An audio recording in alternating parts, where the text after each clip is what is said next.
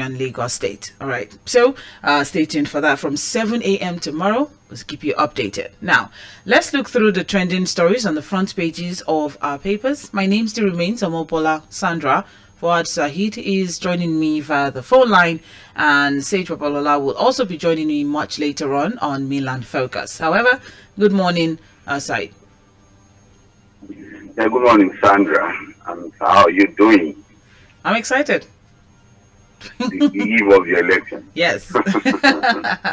I'm excited. Speaking of eve of the election, it's also important that I should put out there that we won't be taking phone calls today all through all of our shows, even onto Still on the Matter and Situation Room. All of our shows today won't be taking phone calls because, of course, campaigns have ended yesterday. So, we have to play it safe. All right. But you can send text messages if you would like to join in the conversation. It's easier for us to sift through. Yes. So you can send in text messages or WhatsApp messages if there's something that you would like to drop in during Milan Focus, if there's something you'd like to add to the conversation.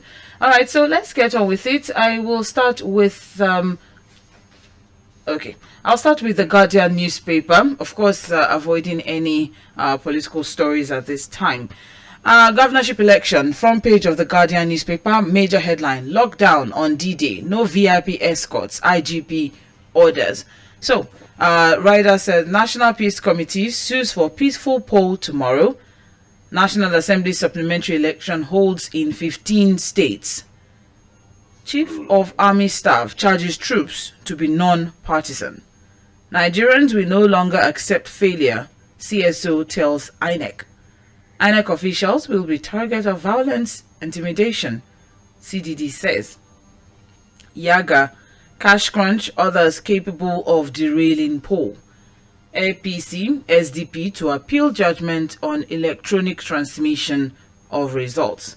So like it was during the first round of elections 3 weeks ago, there will be a lockdown on movements tomorrow across the country from 12 a.m. tonight till 6 p.m. tomorrow morning for the governorship and state houses of assembly poll as ordered by the Inspector General of Police, Usman Al-Khali Baba.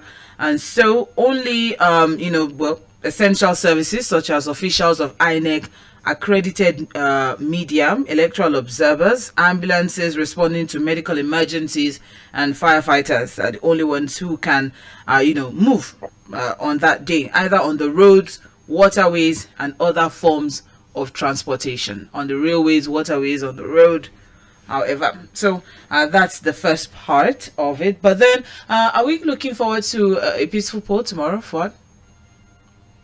Yeah, I'm hopeful that we're going to have it peaceful tomorrow, although the tension is high out there because this is an election that is closer to the people.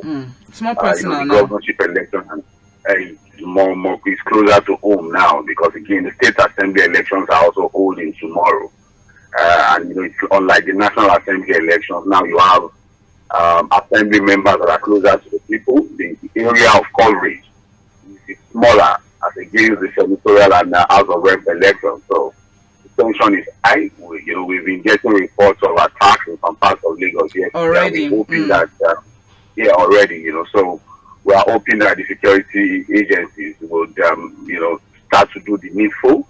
The police, the civil defense, the army. I'm sure they're going to be having something similar to what we saw 3 weeks ago.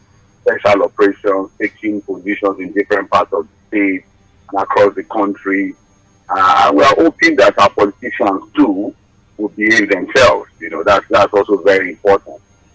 This violence comes as a need from statements and actions of politicians. So if our politicians are exemplary in what they do, they play by the rules, they don't encourage violence in their actions and statements, I'm sure there are overzealous supporters who also take the need to remain peaceful and calm so that the will of the people can prevail. I'm hopeful that we're going to be able to see this through peacefully and that eventually the people's money will be protected. And of course, governors will emerge, state assembly members will emerge across the country and we'll have a peaceful transition eventually. All right. Thank you very much. Just as Father said, hopefully we get it as we are hoping for. Similarly, the IGP has reiterated the ban on all security aids to VIPs and escorts from accompanying their principals and politicians to polling booths and collation centers. Also, state-established and owned security outfits and organization, quasi-security units, privately owned guards, security outfits are also barred from participating. What are your thoughts as regards that? You know, at the last elections, we had some pockets of violence here and there due to the fact that, okay, so the police were a little bit restricted due to the fact that they couldn't carry arms to the polling units. So, what are your thoughts as regards, you know, saying that, you know, the states established security outfits like Amotekun, Ibubiagu, the Benue vigilante guards, and all of that are staying away from the elections? Yeah, I think they should stay away. I agree that they should stay away. You know, these are security outfits that it may be really readily available to the governors to use if they decide to want to use them for all manner of things. So I think the federal security agency should be the only one available for these polls. And we're expecting that they're going to be non-partisan. They're going to be professional. I think the last time out in Lagos, somehow the police was able to get to the polling units on time. You know, a lot of the polling units that we visited, they were already positioned and waiting for INEC to arrive with their material. We're also expecting that level of professionalism from them. The idea of not having weapons at polling units, I think that's one of the guidelines of INEC. Of course, we had other security operatives, police, army, and all of that with weapons in strategic positions, not at the polling unit. So again, we expect that level of professionalism. We expect that they are going to be out on time. They will be non-partisan, do their job professionally. Also, watch out for black spots, troubled areas that we saw in the last election. Areas that, you know, reports of violence, chemistries were reported and all of that, that they would be more strategic about those areas now. You know, there are always black spots, there are always volatile areas that they can also concentrate on to ensure that people are safe to go out and vote tomorrow. All right. Similarly, the Chief of Army Staff, that's Lieutenant General Farouk Yahaya, has also, you know, reiterated that people should, or should I say, commanders, unit commanders of the Nigerian Army, to ensure that troops remain professional and apolitical during the election.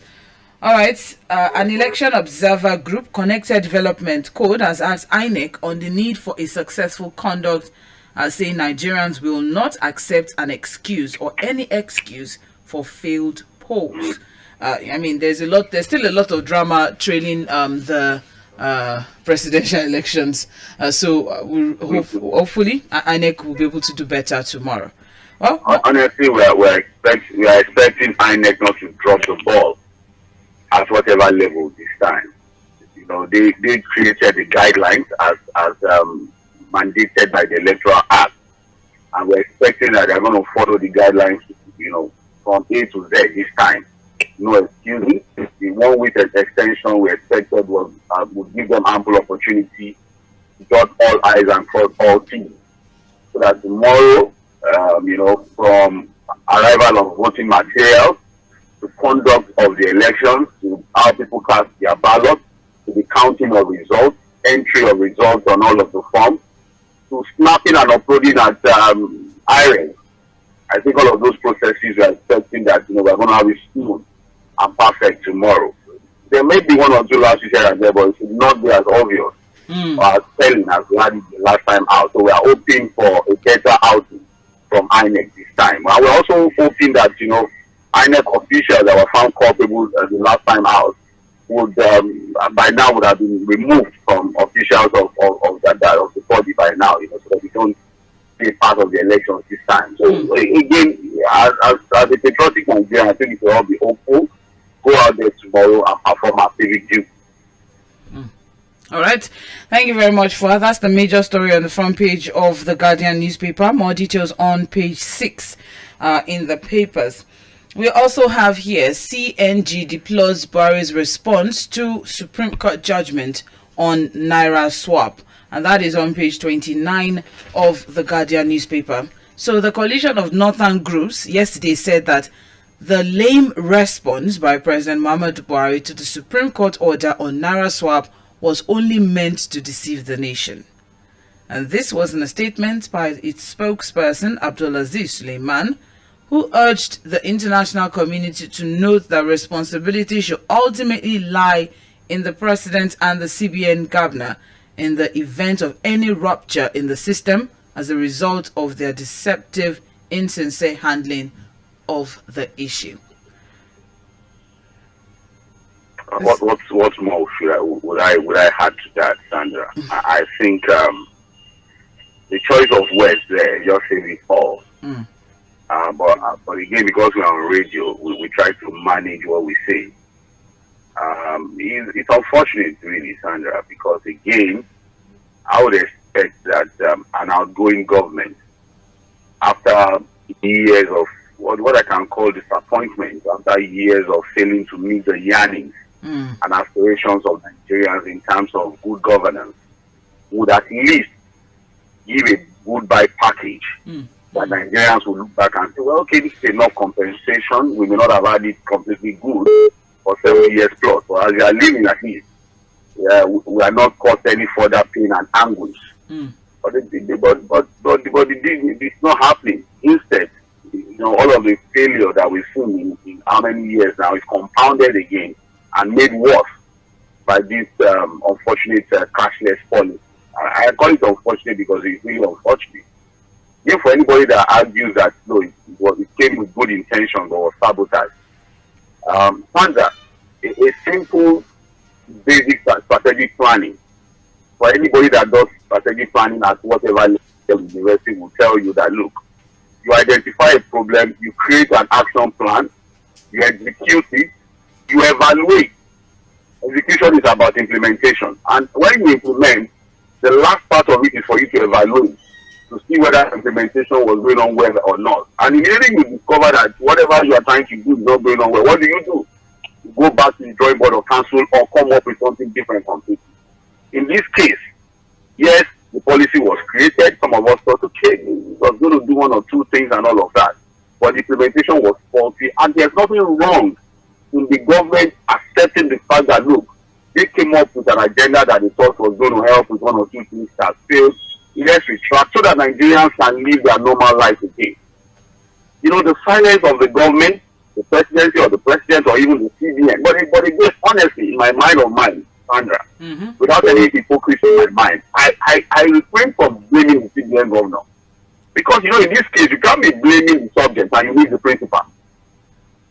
But the president or the presidency or the president distanced himself from the CBN governor. No, he can't distance himself now, Sandra. In all of this, the president has always been available to own the policy, accept it as his own idea. We had a broadcast from the president on the same issue. So why are we not having a broadcast from him now? Well, why are we not, talking to Nigerians now? He once talked to us when he told us using the 200 naira notes. Why is he silent now? And the last time out when he said, he didn't tell the CBN or the AGF to disobey the Supreme Court, the question was, did you tell them to obey? If you didn't tell them not to obey, did you actually tell them to obey? Because again, the box thought at the desk of the president. There's no way we're going to try to rationalize this or try to make any sense out of it. The reality is that President Muhammadu Buhari should understand that, look, Nigerians want at least for him to give a goodbye package that they will remember to say, okay, well, he may not have given us all the promise. He may have failed us in so many areas and all of that, but he didn't leave us with too much pain and anguish. But this is what we are saying. I've moved past several banks this morning, Sandra. The queues are still there. Nigerians are still frustrated. The pain is there, and it's needless. It's needless, honestly. Well, this particular statement is a long read. We can't take it all, but then in the final part, it says, still from the coalition of northern groups, saying that in the process, the president and Emefiele have not only scandalized the vital national institutions, such as the CBN, but also ridiculed the country's judicial system, which we hold unacceptable, unwarranted, and ignoble.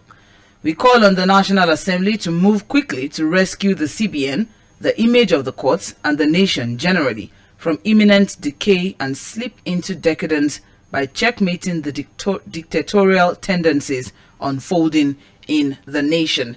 It's actually quite an interesting read. You can get the details on page 29 of the Guardian newspaper. That is on the issue of the National Assembly, we've been mentioning it, that this is the sign that the doctrine of checks and balances is supposed to prevail. Number one, the National Assembly has oversight functions on the CBN. The second is that they can checkmate the excesses of the executive when they try to disobey ruling notice, especially from the highest court in the land.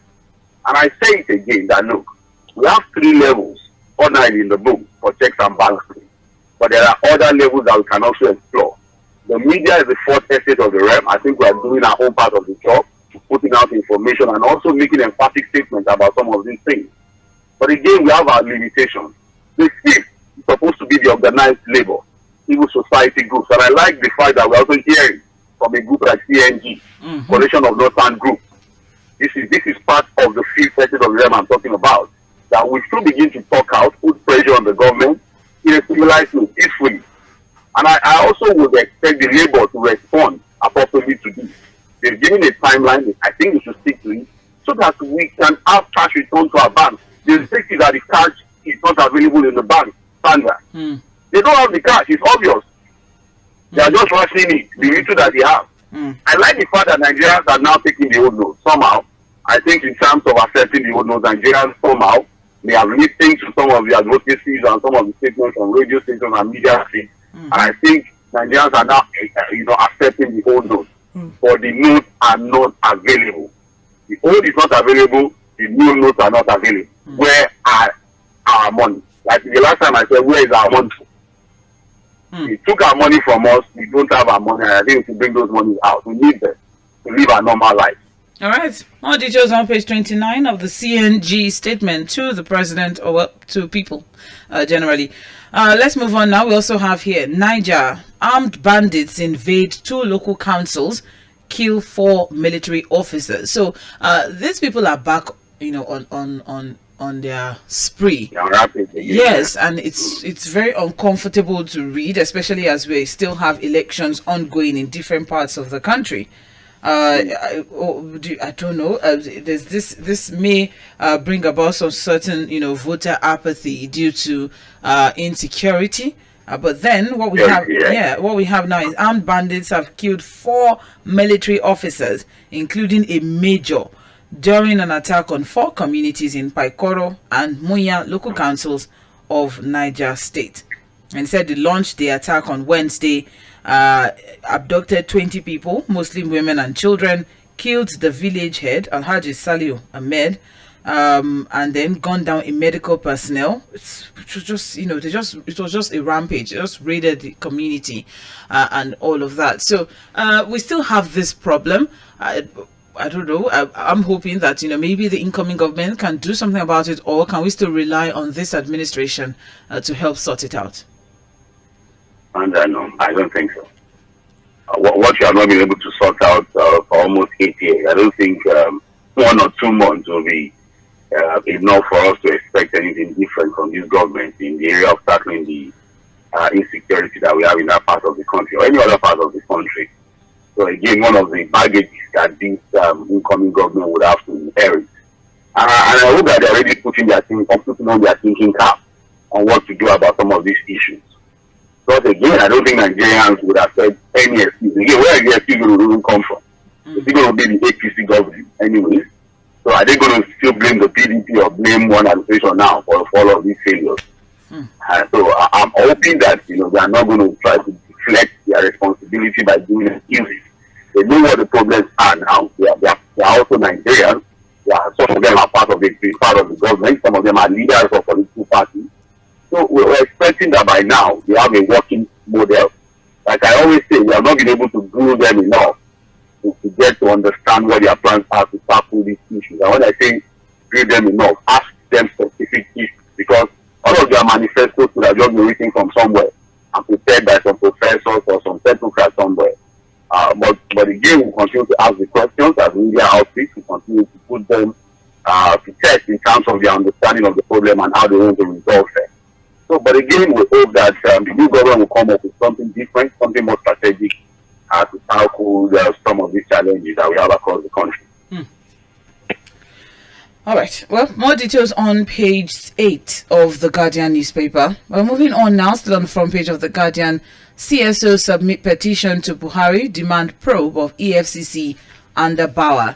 So the EFCC has, well, they still have, the issues that they are facing. The CSOs are not relenting. No, they are not. That is as regards, the EFCC chairman, Abdul Rashid Bauer. So anti-corruption, civil society organizations and lawyers yesterday submitted a petition to the president over what they described as brazen disobedience of court orders by the chairman of EFCC.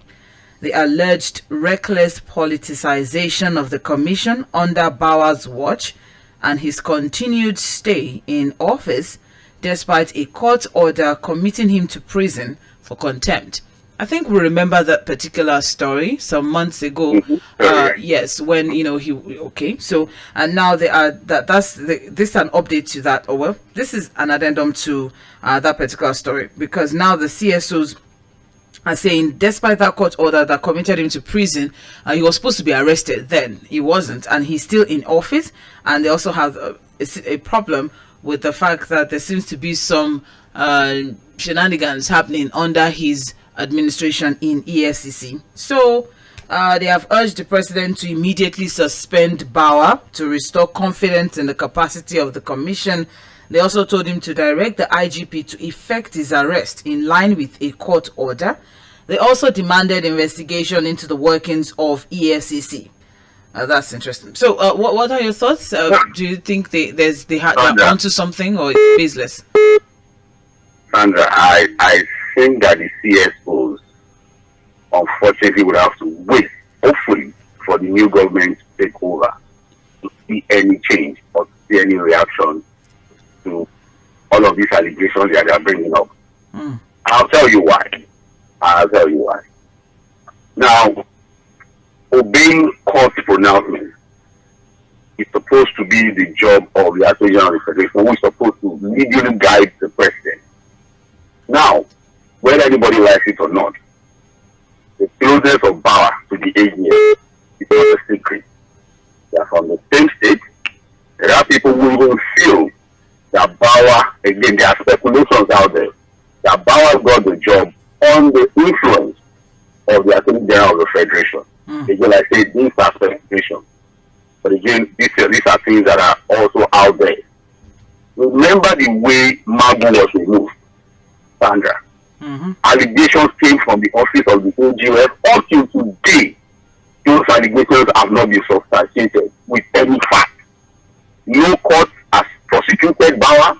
Nothing has been brought against him, and yet he was removed from that position. And that was what created the opportunity for Bauer to take over.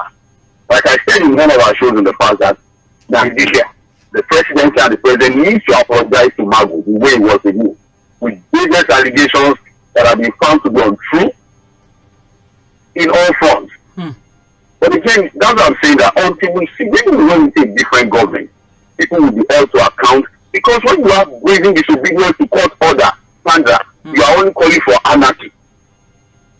Because again, you now want to ask yourself, you are reporting the EFCC chairman for disobeying court order, because we need to ask ourselves, if he has appealed the content commitment of the court, has he gone on an appeal? Because he's still holding that position, and that the judgment of the court, jailing him for content has not been implemented by the government. So we need to ask ourselves, did he appeal that? Has he appealed it? What is happening at the office of the AGF? Who is supposed to even ensure that that particular judgment is implemented immediately? So I just want to say that a lot of these things that we are seeing, we just have to wait for a new government to take over to see a different path. I'm sorry, just my own personal opinion. I'm not hopeful again that this government is ready to obey court orders and implement them as they should, as a democratically elected government. Because we are still talking about the Supreme Court judgment now, that the government has not been able to implement in total. So okay, your subordinate to take the lead from you, Nafanda. What you do as the head of the boss will trickle down. So if it is seen that the president and the presidency is not obeying court orders, why would the EFCC chairman also want to obey court orders? Why would the IGP want to obey court orders? And I say that if we need to run a country like that, we are gradually becoming a banana republic. We are no longer running a democratic nation governed by law, and it's unfortunate. And we must quickly address that. Thank you, Fuhad. Because immediately we begin to mess up the temple of justice. It's okay. We are simply calling for anarchy. Thank you. More details on page 7 of the Guardian newspaper. Thank you very much. You're listening to Trends in the Papers on 98.3 Mainland FM, the sound of Lagos. And right now we are discussing trending stories on the front pages of The Nation, on the front page of The Nation newspaper. All right. And the major headline. Okay. Well, let's move on. On the front page of The Nation, we have here, Presidency defends election integrity. The presidency yesterday put up another defense of the February 25 presidential election, and it dismissed claims that the election was marred by violence. The presidential spokesman, Garba Shehu, said 98% of eligible Nigerians voted without intimidation. 98%, Fuhad. We had about 93 million registered voters, 87.2 million collected. Did we have up to 15 million? I think everything was around 23 million or so. 23 million. And eventually came out. I think around that figure. Out of 87. Out of 87. Well, I don't know where Hashem is getting his data from, so I don't want to. Except I'm not very good in mathematics, but I know that 20-something million out of 87 is definitely not 98%. Well, we need to ask ourselves if the voter party we saw was as a result of voter intimidation or violence. So, but the reality is that a lot of Nigerians didn't come out to vote, and they had their PVC because again, according to INEC, 87.something million Nigerians actually collected their PVC. We need to ask ourselves why we couldn't have up to 30 million people come out to vote on election day. The lowest is 1999 standard. The lowest ever is 1999. There are people who think it's the result of divers to now proper accreditation. As I think you standard, there are even people who believe that the INEC figures are not even correct. So how do you tell us 87.something million people collected their PVCs and only about just 30 million? There's a lot of questions around the figures that we've been throwing around. If we have to be sincere with ourselves, for how many years now we have believed that we are a over 200 million populated country, and then we have just we have a sense of coming this year, hopefully. But I am not even believing the sense of to help us with proper figures anyway. I'm not even sure that so it's a figure problem. Are we truly 250 million people in this country? Then what happened to the over 100 million, 150 something million people who did not register? The entire 250 million we are talking about will also include children who are not eligible to vote and all of that. So it's a figure in totality, both the voting and non-voting population. So we have 150 million children. Okay. There might be adults who are eligible to vote who are not just interested in the process, who didn't bother to even go out to register and vote. So we could have that numbers for people who are not just interested, and it might be sizable. Don't think that there are people who are just interested in this thing. Maybe for religious reasons. I've seen people who say because of their religion they don't vote. There are people who just don't want to be part of the process. They are so distraught with the system and they just want to stay away. So, but in all of what we are saying, standard, the reality is that there was voter apathy. This is the lowest ever in the history of elections since 1999. And again, we need to begin to ask ourselves, what exactly is our voting population? The figures we are working with, are they accurate figures or just football figures from somewhere? Because again, if you say 87.something million people collected their PVCs, and we also need to about 30. Although when we went out on that day, that was the situation we also noticed. From start of the elections, 3 weeks ago, we kept reporting from the field that there is voter apathy. Because to get to polling units where like 500 people registered and you find only 30 or 40 people coming out to vote, register to vote.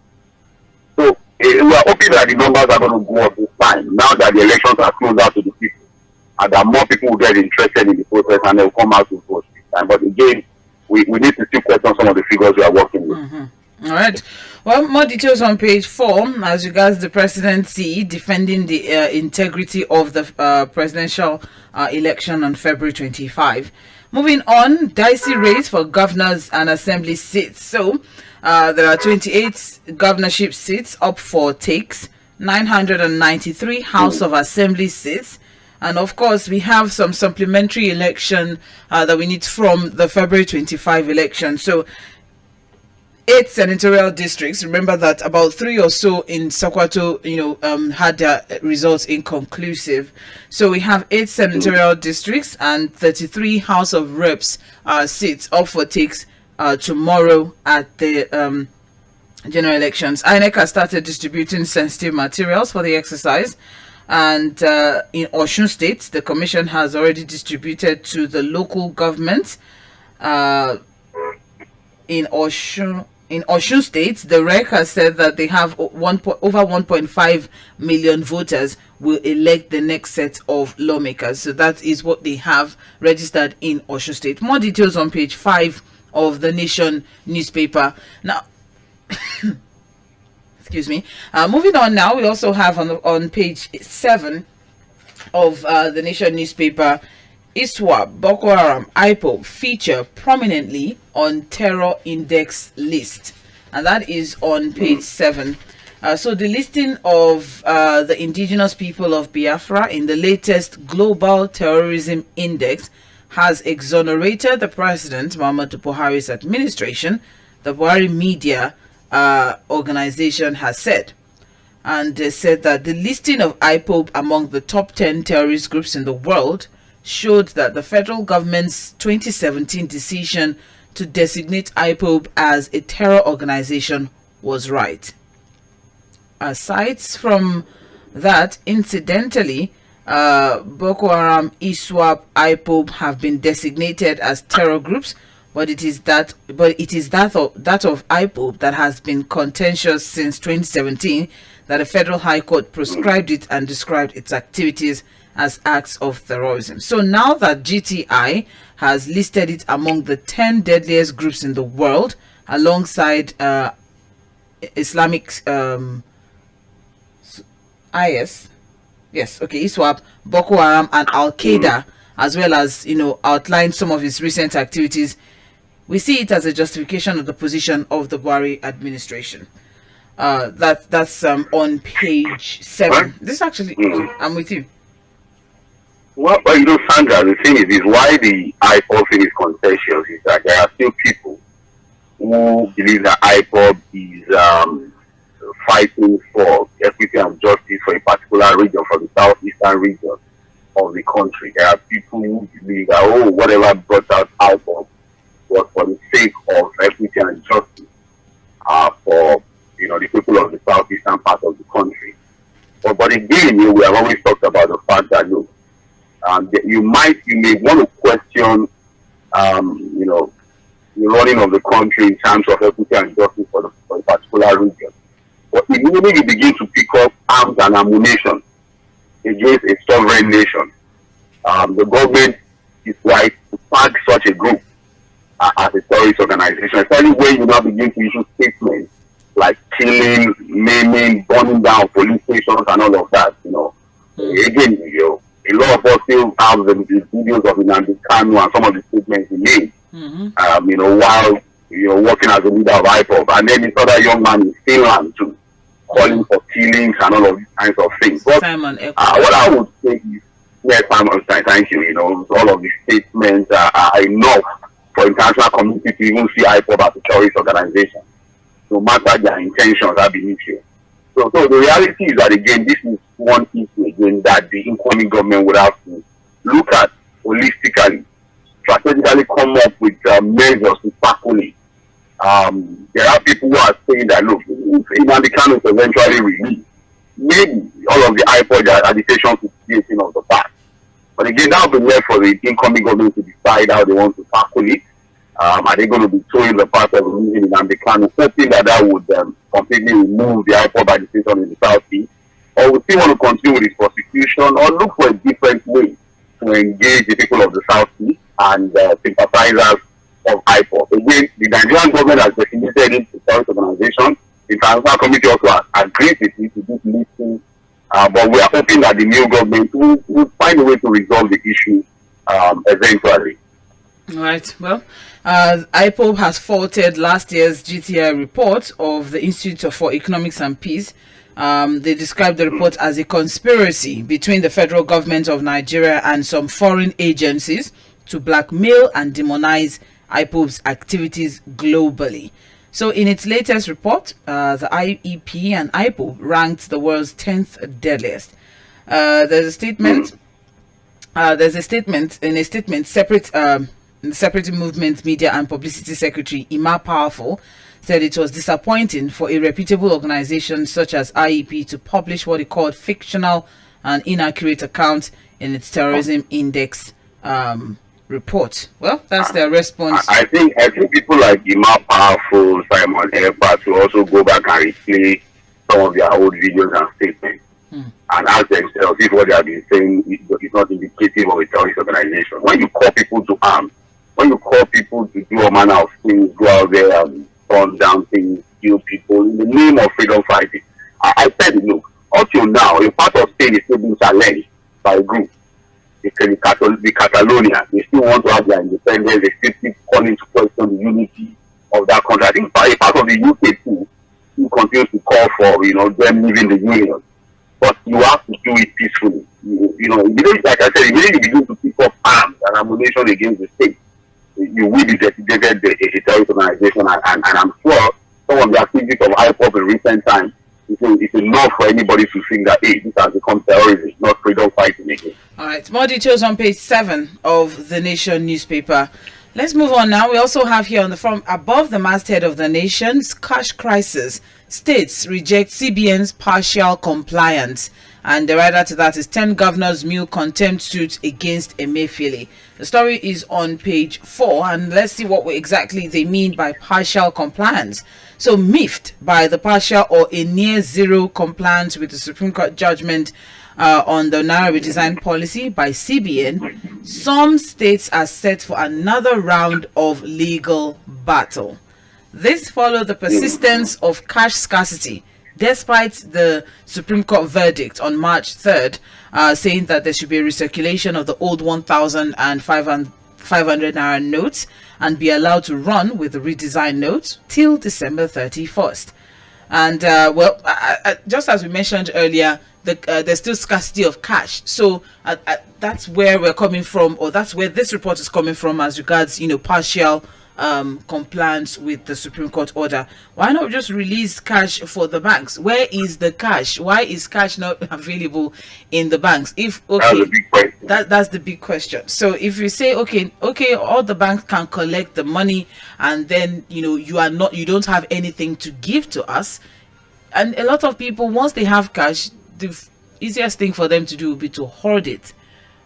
So it'll be difficult for proper circulation of the old notes. So here we are now. The state sources said that they have directed their lawyers to reactivate the contempt proceedings against AGF, Malami, and Emefiele. The contempt charges will be activated from next week in the Supreme Court. And they described the CBN directive to bank to enforce the Supreme Court judgment as deceptive because of lack of cash backing. Well, the reality is that we are still getting to deepen our democracy, and cases like this would also set the tone for us to see how we are actually working on building a better and bigger democratic culture. So it's within the right of this state to proceed to the court to file contempt charges. We'll see how that goes. But again, we need to ask ourselves, why are we not having a full implementation of the Supreme Court ruling? Well, it's a partial implementation. Yeah, because if you give the directive that the old law should run, but you don't have made the cash available, so they are still partially implementing, that ruling.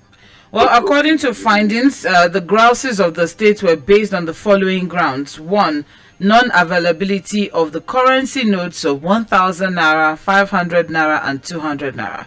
Many people in 10 states have been going to banks without access to cash. Most ATMs are not dispensing the old notes. CBN has not taken any concrete step to reduce the suffering or hardship of the people of the affected states. Contrary to the judgment of the Supreme Court, the CBN is still limiting the amount that can be withdrawn and the charges therein. So, hence this, contempt charge that these 10 states will be taking. The governor said the people of their states are still suffering from the non-availability of the concerned currency notes. And at this point now, would it even make any sense to go and print the old designs? Rather than just print the new one.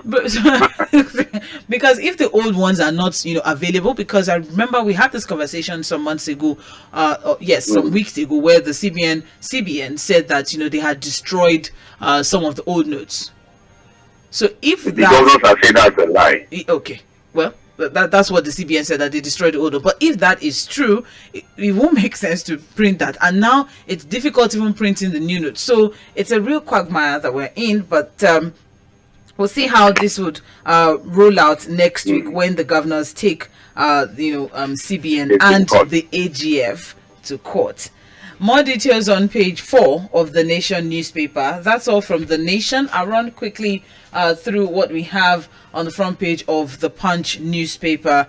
We have here unions protest airport concession, sue minister. That's on page 17 of the Punch newspaper. So, aviation workers union have dragged the Minister of Aviation, Hadi Sirika, and the Federal Airports Authority of Nigeria to court over the planned concession of major airports across the country.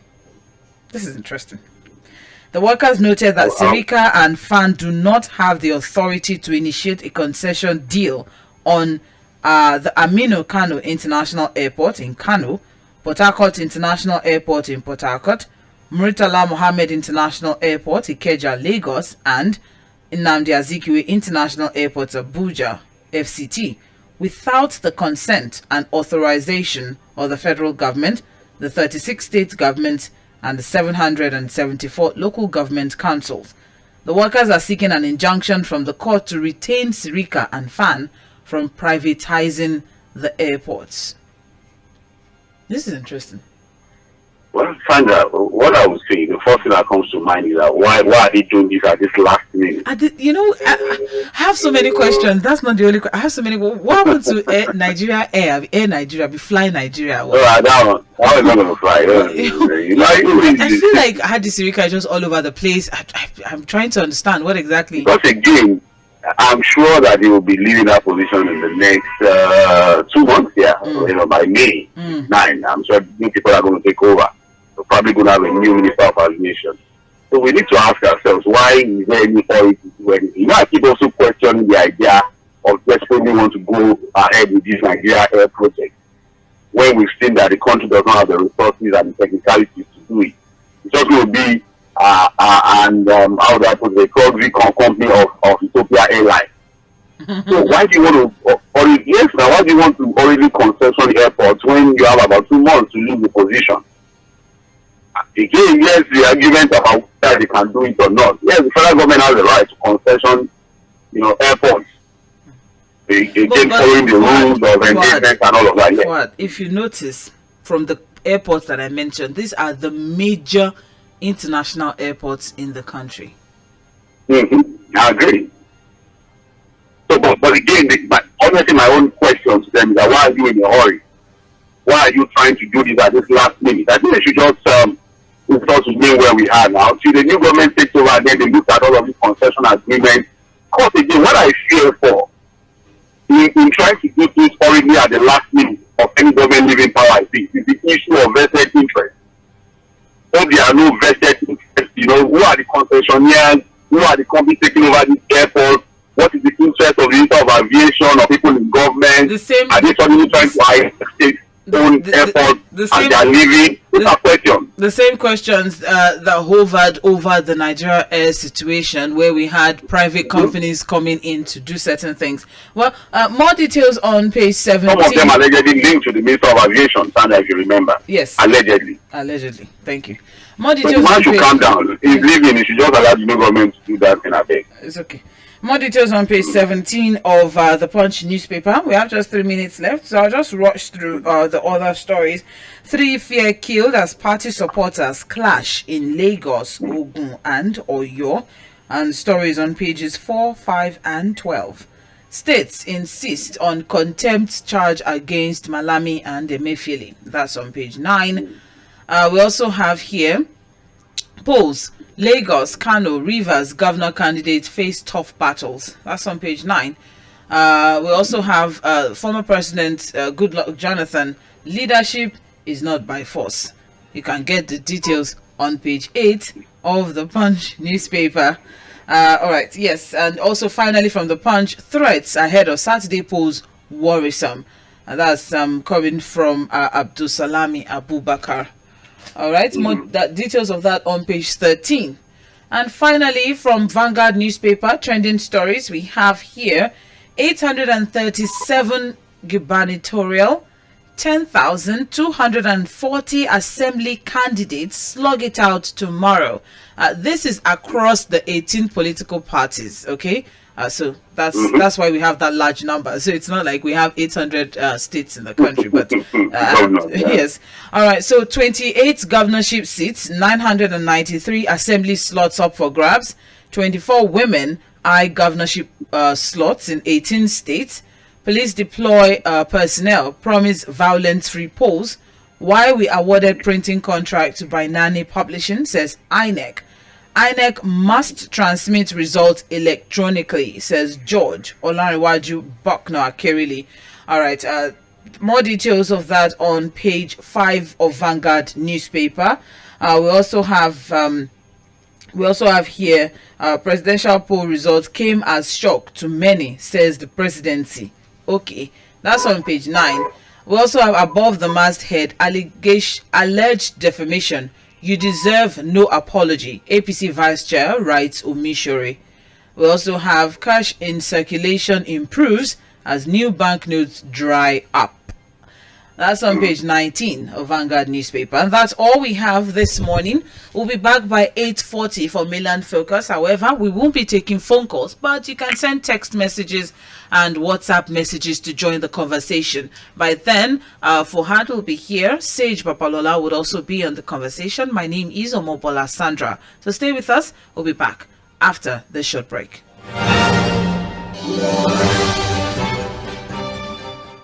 Listening to Mainland 98.3 FM.